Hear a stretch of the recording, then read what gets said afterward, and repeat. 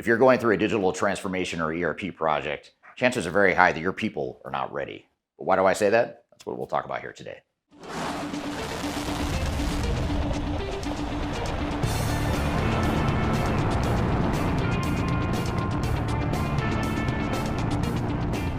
My name is Eric Kimberling. I'm the CEO of Third Stage Consulting. We're an independent consulting firm that helps clients throughout the world reach their third stage of digital transformation success.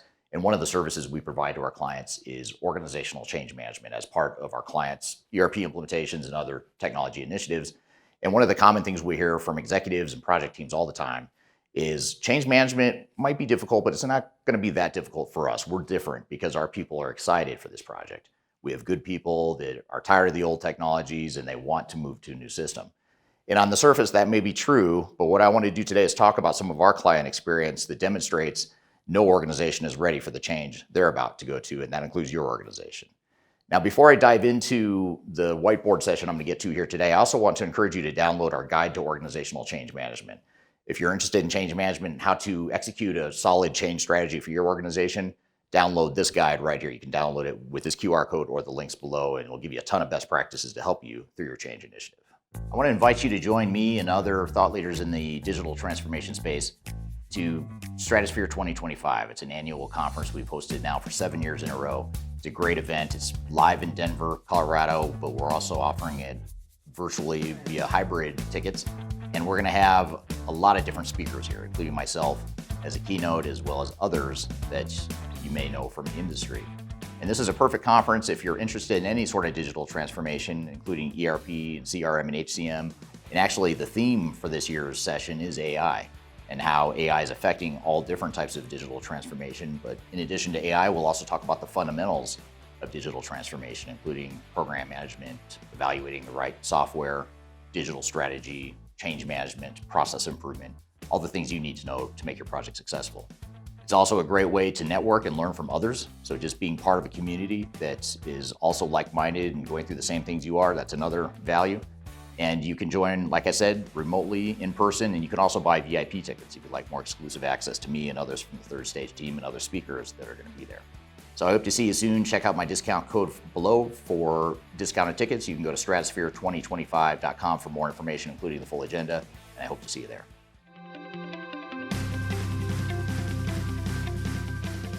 First, it helps to understand why most employees and most organizations experience resistance to change. And the way I like to think about this is an iceberg. Let's pretend this is an iceberg, even though I'm a really bad artist. This is water. This is the tip of the iceberg right here. And oftentimes we're looking at the tip of the iceberg trying to figure out, are people ready for change? And typically when we look at the tip of the iceberg, we might see some people that are engaged in sabotage of the technology or of the deployment we're about to go through. But this is a tiny percentage, a tiny subset of the organization. In most organizations we work with, it's very rare that you have people that are just openly, blatantly resisting the project because they don't want the change and they are against it from day one and they don't want to see the project happen. That's a tiny, tiny fraction of most organizations. We'll call it less than 1%. But where the real problem is down here, below the surface. When we look below the surface and below the tip of the iceberg, this is where the unintentional resistance comes from. So up here, this is intentional resistance.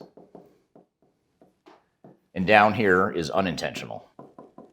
And when we talk about unintentional resistance, what we're talking about are things like fear. That's one example. People might on the surface be real excited. You look at the surface and you say, hey, our team's excited. They don't like their old systems. They're tired of having to look up information, not be able to find information. They're tired of having to create all these manual workarounds and manual reports, all this stuff. On the surface, yes, they're excited. They probably want a new tool. They would love to have their jobs be streamlined and make their lives easier. But when you get below the surface and you start to identify what those changes are and how their jobs are going to be impacted, that's where the fear sets in. Because now all of a sudden I'm afraid, largely because I don't understand what the changes are. That's a common cause. So uncertainty is actually another related cause of unintentional resistance. So if I'm not certain or I don't have clarity of what my job's going to look like and what my job responsibilities are going to be, I'm going to be afraid of the change. And I'm eventually, at the very least, even if I don't blatantly resist the project, I'm at least going to not be too excited about it as I once was when I was above the tip of the iceberg.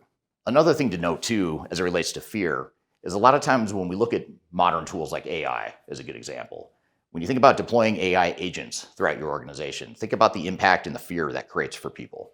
They're going to start thinking inevitably that, does this mean this AI agent is going to replace my job? If it's going to make my job so easy or automate so much of my job, what does that mean for me and my future at the company? So you have to provide that clarity and that direction and that stability in people's minds, or else that fear will set in. And then a third area of unintentional resistance that you may not see now, but it's coming, is the threat that people feel. This is a little bit different from fear, although all this is very much related. But when I talk about threats, what I mean by that is if you think about the average person in your organization that's been surviving through heroics, they figured out that spreadsheet, they cracked the code on how to build a bunch of macros in a spreadsheet to filter information the way it needed to be analyzed to the executive team.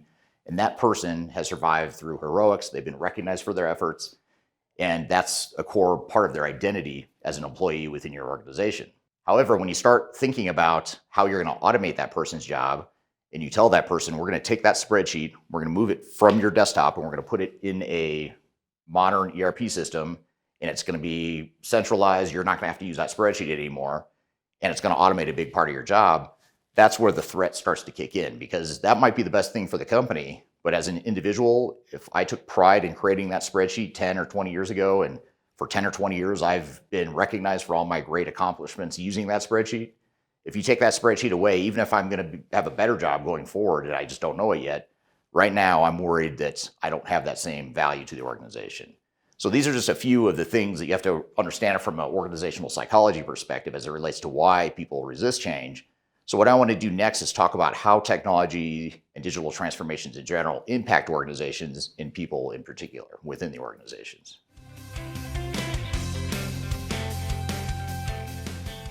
Now, it also helps to understand what the impacts are to an organization when you're going through an implementation. This will help you understand how people are going to resist change.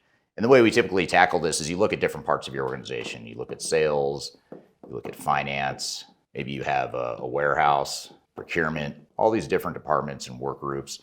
Within each of these departments and work groups, which these are just a few examples, obviously you've got a lot more, and it might be different depending on what kind of organization and industry you are.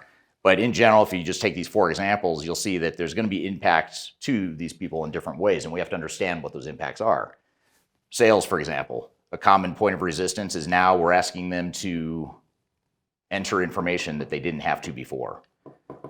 So now we're saying, hey, we know we're paying you on commission, and you make most of your money on commission, and your real value is outselling and talking to customers and potential customers, but now we're going to ask you to enter information in a system. Well, sales teams are going to resist that, no matter how good of people they are, because now the perception is you're taking away those revenue-generating, commission-generating activities, and they're being forced to do some sort of admin work that they don't want to do necessarily. So that's an area where you know that you can create a change plan and change strategy to address that particular impact. And by the way, I'm going to come back to organizational readiness and how you can assess this in more detail, but I just want to give you some conceptual understanding first of how different parts of an organization are going to be impacted differently and how that translates into resistance to change. Finance, that's another good example. This might be, the impact here might be they're going to be using less spreadsheets. And they're going to be using a core system to run reports. And the reason this is a big deal is because this is probably a net positive to the organization, as is this. But let's just say using less spreadsheets and using one single system across an enterprise, that's a benefit to the organization. But it's a threat and it's a big impact to me if I'm the one that was maintaining those spreadsheets. I'm the one that's running the reports manually.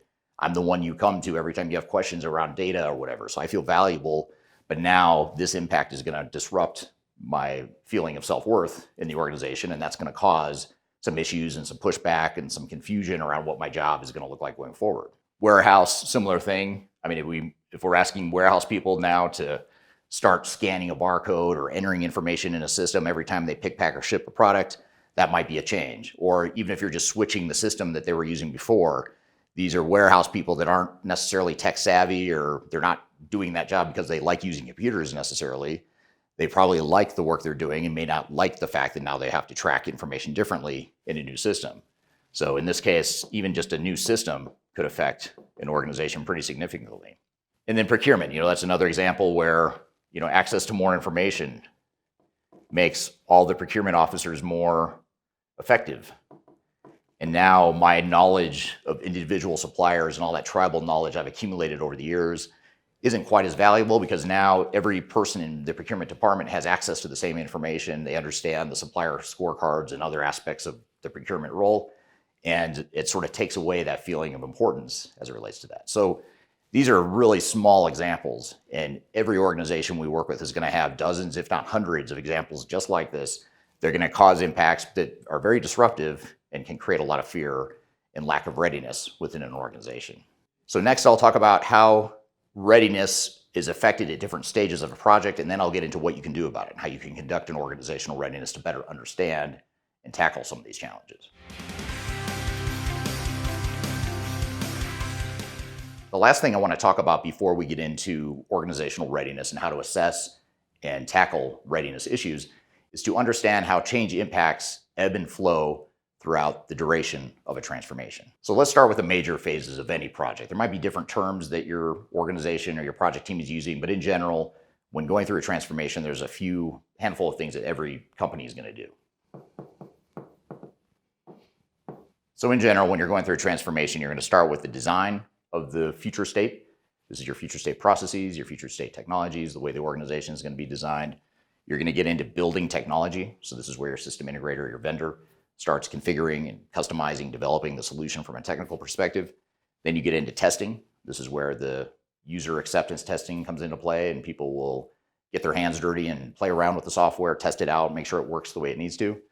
And then we go live. That's when we flip the switch and go live with a subset or maybe all of the technologies that we plan to deploy. And then you have post go live as well. So when we're in the design stage, typically excitement is high.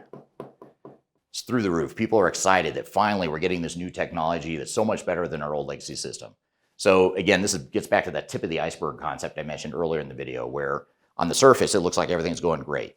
We deal with a lot of clients where in the design stage, everyone's feeling good. The momentum's high, morale's high, everyone's excited. The bad news is this is as high as it gets. It only goes down from here. And the key is, what do we do to minimize this drop in excitement and morale and make sure we at least hold steady or at least slow that decline? And the reason that drop happens throughout a project, and usually it hits a bottom here, and eventually, obviously, you want it to come back up, especially after post-implementation. But the reason this drops is because once you get into building and especially testing, this is where I'd say most of the impact comes from. But the reason is because as you go through the project, a couple things happen. One is you start to fully realize how this is going to impact your organization. So this is where people like me, using that spreadsheet that I talked about earlier, the spreadsheet that I built and have owned and maintained for the last 10 years, now I realize during the build and test phase that, wow, that's actually going away. So that's where the fear sets in. That's where the uncertainty comes in. Worse yet, I don't know what's going to happen to that spreadsheet. If you don't tell me what's going to happen, but you're telling me there's this new technology that's coming in to automate that spreadsheet, that's even worse, because now no one's telling me what's going to happen, so I have to assume the worst. So all these things build up to a decline in excitement and morale, and it culminates in go live, where there's a lot of chaos and confusion typically. And so what we can do, though, is ensure that we focus more on making sure we slow the decline and increase the recovery on morale and excitement for the project, so that we don't get this severe resistance throughout the project. And then the last thing I'll mention here as it relates to this is that you also have to think about change fatigue.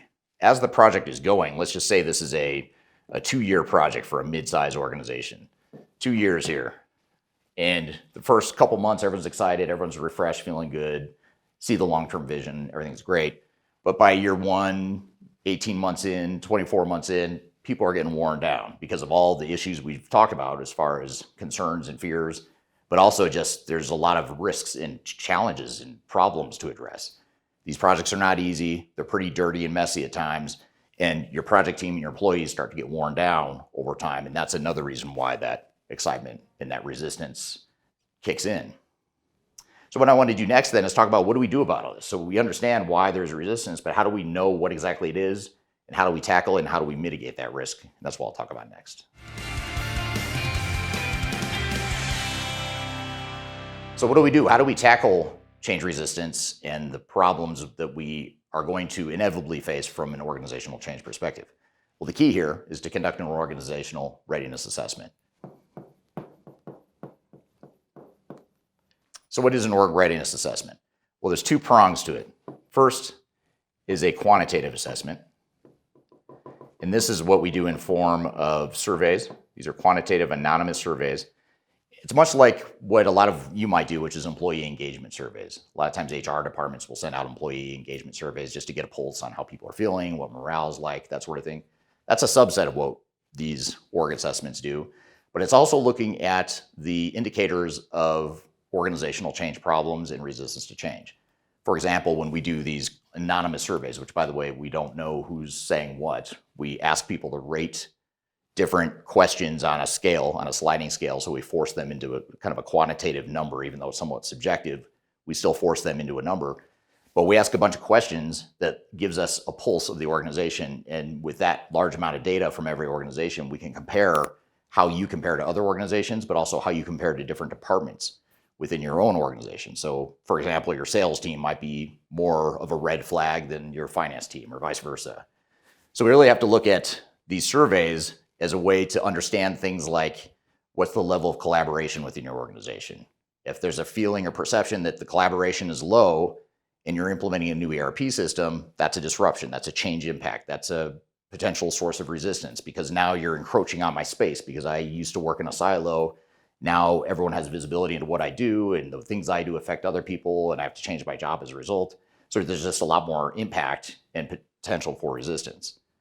Another example is perceptions of leadership. If people perceive that leadership doesn't communicate well down the organization, that's going to be a problem during an ERP implementation because there's so much change happening that people will need a lot more communication, partially to make up for the lack of communication in the past, but also to fill in the gap with the fact that now we're going through a ton of change.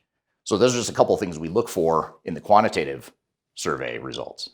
And then the second part is the qualitative focus groups.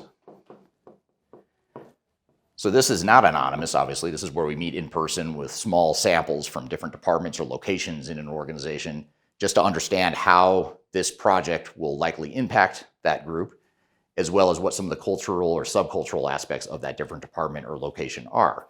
And this allows us to identify prescriptively how we could deploy a change strategy and plan that meets the specific needs of your organization, rather than just coming in and saying, hey, we want to create a change strategy that uses these 100 different change management tools that are best practice. We can instead say, well, let's look more surgically at different parts of your organization and attack the problems using specific tools based on what the problems are. So we never want to ignore change management in any part of the organization, but you don't want to treat change equally across different parts of the organization. So you want to invest more in the areas that are going to be more resistant and more impacted, maybe a little bit less in the areas that aren't as impacted. So that's the net result of the organizational assessment, is that you have an assessment and that allows you to create a strategy and plan on how to tackle that. Now, if you'd like me to share with you more about this, a template and approach around how we conduct these org readiness assessments, reach out to me. I've included my contact information below. I'd be happy to sit down with you, with my team and yourself, to talk about how we conduct that change readiness assessment and how it translates into a potential change strategy and plan for your organization. In the meantime, if you'd like to learn more about change management, please download our guide to organizational change management. You can find the best practices that we recommend to our clients by scanning this QR code here or use the links below. So I hope you found this information useful and hope you have a great day.